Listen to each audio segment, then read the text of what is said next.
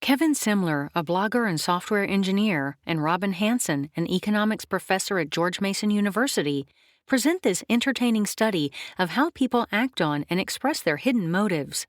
Like the so-called elephant in the room that no one talks about even though it is obvious, the elephant in the brain is human selfishness. The brain evolved not only to allow people to deceive one another, but to allow people to deceive even themselves. Counterintuitively, the less you know about your own hidden motives, the better you can convince others of your goodwill. With humor and lively prose, the authors probe the uncomfortable truths that motivate altruistic activities, such as voting and giving to charity. Avoiding outright cynicism, they suggest that selfish motives bring a benefit: cooperation on behalf of social welfare.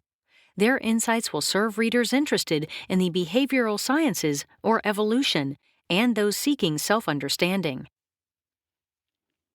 Why people conceal their motives. Humans aren't much different from their primate relatives. People always compete for a place in the dominance hierarchy.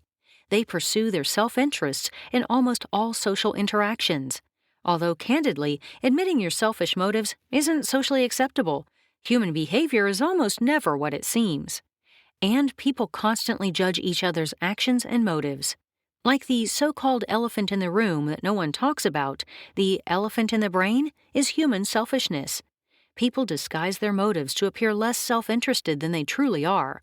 They also hide these motives from themselves. The human brain evolved to deceive itself for a strategic reason. The better you hide your motives from yourself, the more successfully you can hide them from everyone else. But with better awareness and insight, you can confront what really motivates you more honestly. Competition and evolution. Humans may have developed big brains because they must cooperate to survive. The less salubrious reason is to navigate social challenges: alliances, intergroup conflict, cheating, lying, and competition for mates. Human brains developed quickly in a short period of time. The amount of energy it took people to produce such big brains seems wasted, considering that no other species could match them. Humans participated in an intra-species evolutionary arms race. That is, they competed only among themselves for survival. The capacity to deceive and to detect deception became imperative for their survival. People needed to have lies against which to discern truth. Norms and norm enforcement. Species that compete without restrictions waste precious energy.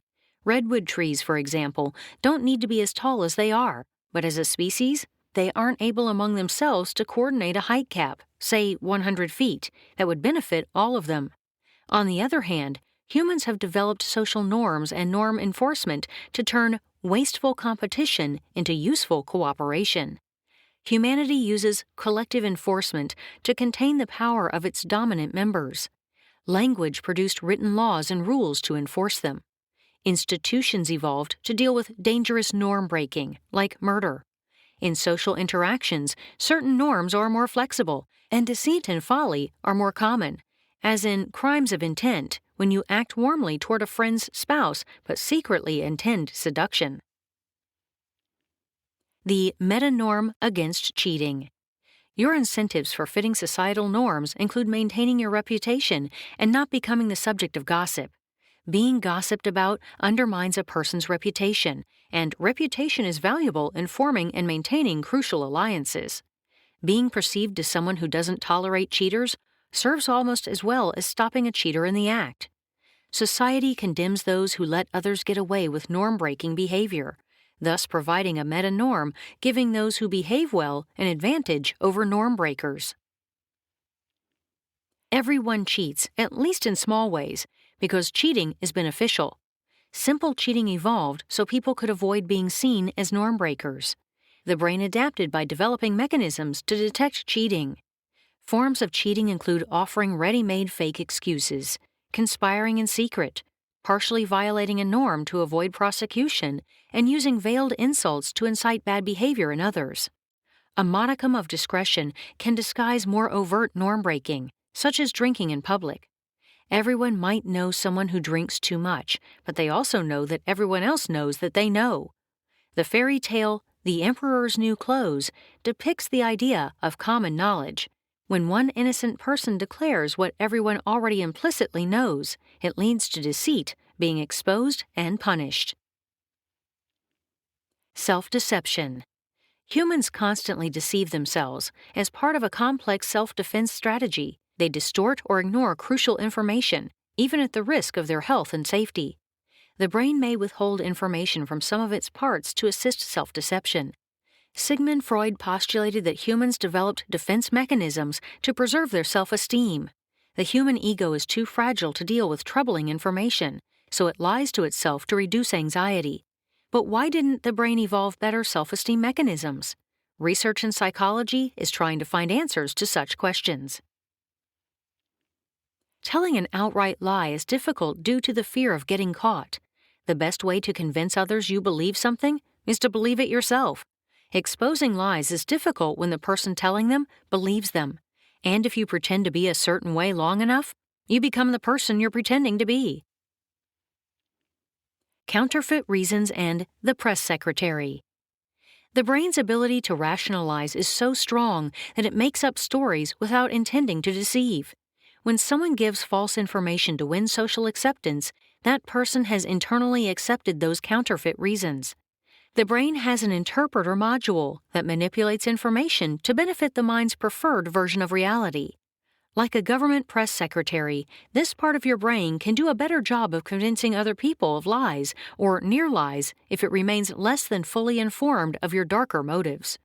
For example, when answering the question, why, your brain comes up with any number of rationalizations, some highly suspect, some not. The trick is to get past the gatekeeper, so you see the motive for what it really is. Hidden motives in everyday life. Actions always speak louder than words. This honest signaling conveys a lot about the signaler's intentions, often inadvertently and unconsciously. For example, to demonstrate higher status, a leader will control eye contact, adopt a louder tone of voice, and take a more open posture in front of subordinates. Showing a lack of fear indicates strength. Laughter is another nonverbal way of reacting to sensitive situations without risking censure because it is involuntary and, more importantly, deniable. People laugh without always knowing why, which makes laughing at people in distress, for example, not entirely unacceptable. Nonverbal strategies convey information and disguise motives. For example, deciding not to state your intentions overtly helps shield you from direct scrutiny. Language developed primarily to share information, but all behavior has a cost-benefit structure. Listening costs less than speaking. Humans talk more than they listen because speaking demonstrates wit, comprehension, intelligence, and status. Conversation allows both parties to assess each other's values as an ally. Knowledge itself isn't the most valuable asset. Facility with new information and knowing what is relevant garners more prestige. Consumption. Conspicuous consumption is a well-known competitive signal designed to earn status and respect. Purchases show off people's wealth, rank, and desirable personality traits. For example, travel indicates a sense of adventure. Advertising targets the way people perceive what their peers want. This third-person effect makes consumption into a social activity in that people purchase products to advertise their most desirable qualities to their peers. Art. Art making and art appreciation are costly behaviors that have been around for more than 100,000 years, so they must serve an evolutionary purpose.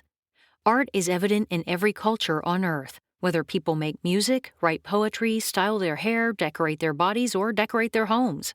Most evolutionary thinkers see art as an adaptation that contributes to species development, rather than as a byproduct of development.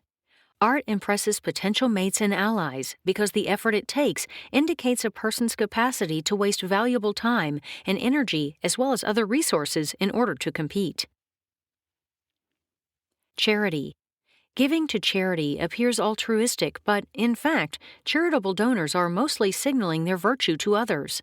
If people gave only to the most effective charities, not the most visible ones, GiveWell's 3 most effective charities would receive the most donations. In 2015, that list included the Schistosomiasis Control Initiative, which helps secure treatment for people suffering with a specific parasitic worm. But givers don't scale their donations based on their impact on the recipients. Instead, they seek positive social reinforcement from their peers by giving to higher-profile groups like the United Way or Make-A-Wish. Showing empathy is a valuable asset in society. It offers the empathetic person opportunities to attract allies and mates. Education. Educational institutions advertise their curricula to demonstrate their overt motive of providing learning to students. Their real motive is to grade, rank, and credential students to benefit employers. School performance supposedly predicts future work performance and therefore certifies the student's value to society. School serves other social functions as well, such as offering young adults networking, new experiences, and help finding mates. Education also has less worthy motives: to indoctrinate young people with state-endorsed patriotic sentiment and to domesticate them into following the rigid schedules, rules, and expectations that the workplace demands. Medicine. Medical care costs more than it should because receiving it isn't a simple supply and demand transaction. Doctors replace the role of mothers in providing conspicuous care to earn a patient's loyalty. Even people who care for family members want others to see that they care about their loved ones. For example, bringing home-cooked food to an ailing relation is better than bringing store-bought food because you made the extra effort. That's why palliative care is so elaborate.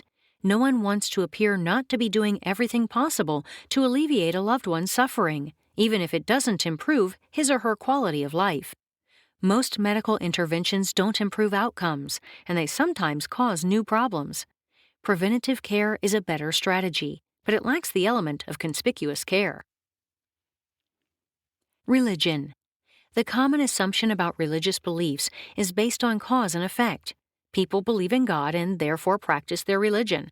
But what if they did so without belief? While religious belief does satisfy many inward longings, it is nonetheless socially beneficial to show fellow believers that you believe. Sharing communal practices and beliefs and sacrificing narrow self-interest for the good of the community rewards the participant with a sense of belonging, trust, and alliances. It is always beneficial not only to appear to believe, but to actually believe in order to persuade others of your belief. Politics. When it comes to political engagement, most people want to think of themselves as a do-right, who focuses earnestly on what's best for their country. Statistics show that many voters don't vote based on knowledge of the issues.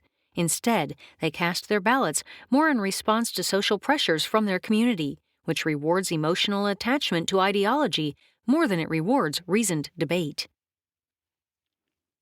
Learning from the elephant in your brain.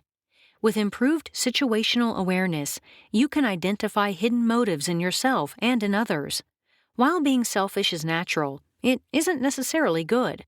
Still, it's biologically impossible to rise above one's impulses. Acknowledging difficult truths demonstrates honesty, intelligence, and even courage. No one can be wholly good. Actions do speak louder than words, and people judge you more on what you do than on what they perceive you secretly want. Ultimately, doing good for others will benefit you, like many actions people take based on such enlightened self-interest, will also improve society.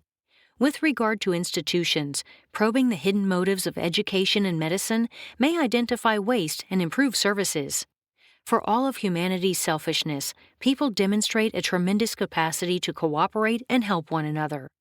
Evolution favors ethical decision-making for human survival and enrichment.